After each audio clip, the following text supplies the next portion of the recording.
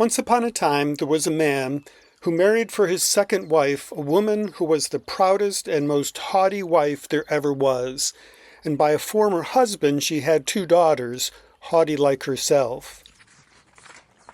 The man had likewise by another wife a daughter but of great goodness of temper, which she took from her mother, and who was the kindest, sweetest creature in the world.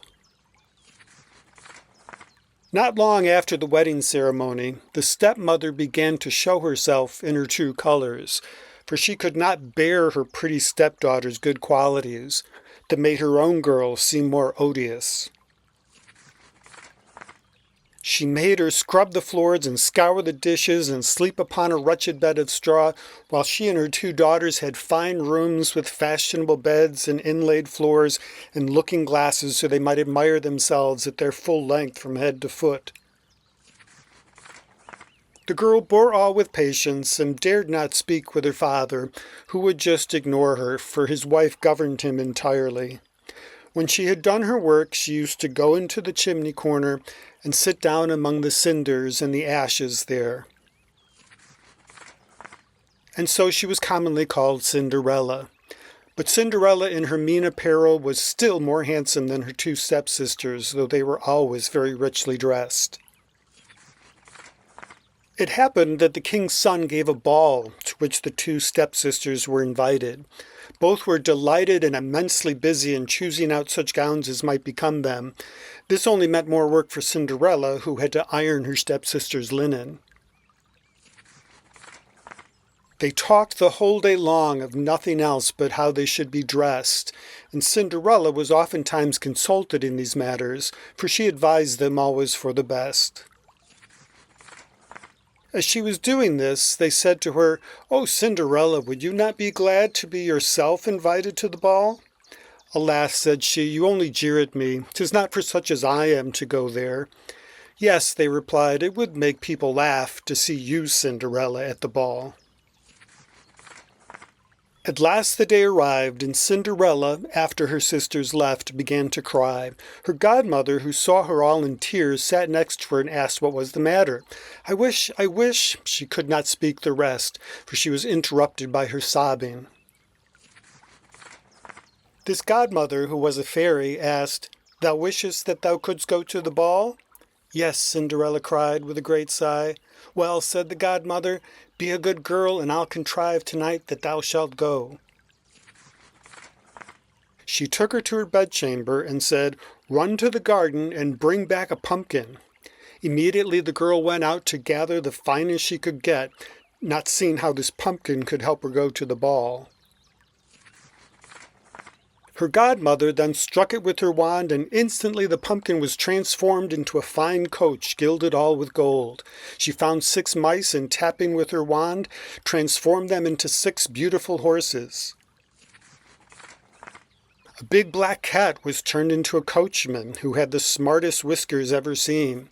The godmother then said to Cinderella, "My dear, you see here an equipage fit to take you to the ball. Are you not pleased?"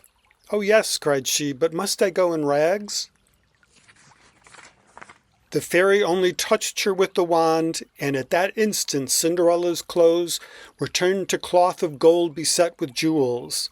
This done, the fairy gave to Cinderella a pair of the most beautiful glass slippers.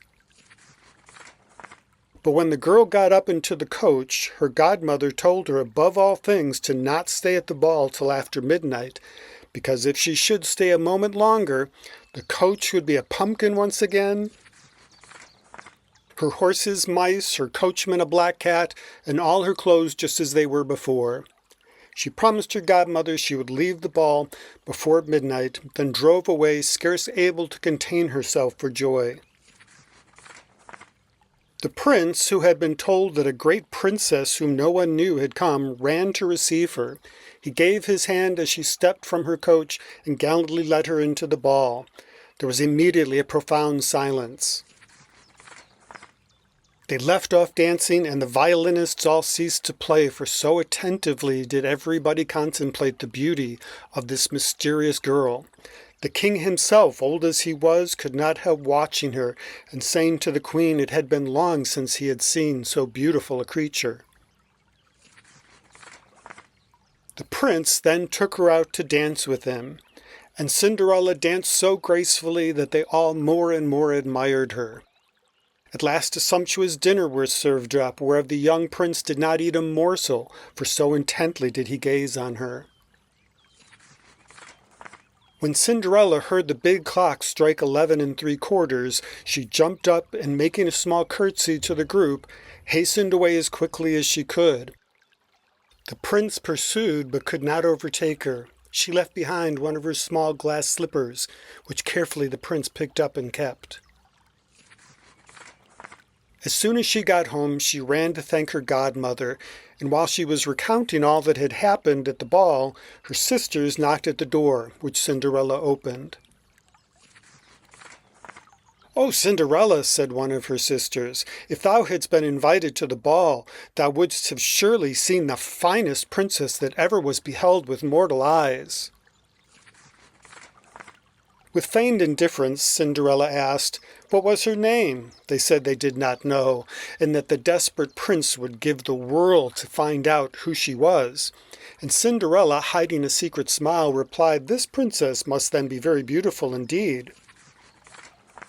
A few days afterwards it was proclaimed by sound of trumpet that the prince would marry the girl whose foot the slipper would just fit.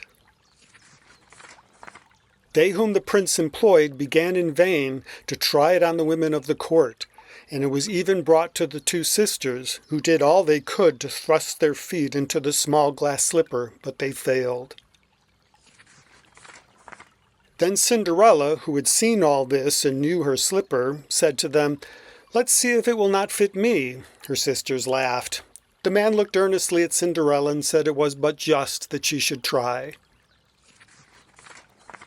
Obliging Cinderella to sit down, he put the slipper to her foot and found it went on very easily indeed, and fit as if it had been made of wax.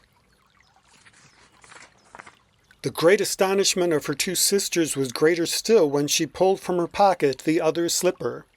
Thereupon her godmother came in and, touching Cinderella's clothes, made them more rich and more magnificent than those she wore the evening of the ball.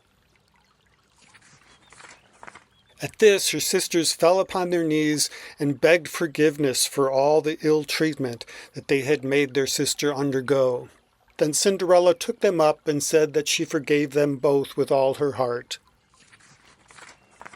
That day she was conducted to the prince, who thought she was more charming than before. A few days afterwards he married her. And Cinderella, who was just as good as she was beautiful, gave her two sisters fine lodgings in the palace, and that day matched them with two great barons of the court. And so they all lived happily ever after. The end.